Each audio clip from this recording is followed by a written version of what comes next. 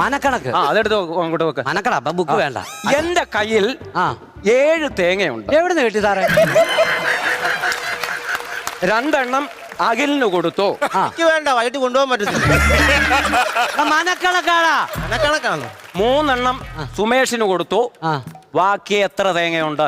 സാറേ ഞാൻ ചോദിക്കട്ടെ, സാറെന്തിനും സുമേഷിന് ഇപ്പൊ തേങ്ങ കൊടുക്കാൻ പോയി? അവന്റെ വീട്ടിൽ 3 തെങ്ങുണ്ട്. ഇഷ്ടംപോലെ അവിടെ കാശുള്ളടുത്താണ് അവൻ. അവന്റെ സന്ധ്യക്കാണ്, സന്ധ്യയുടെ കാര്യം പറ.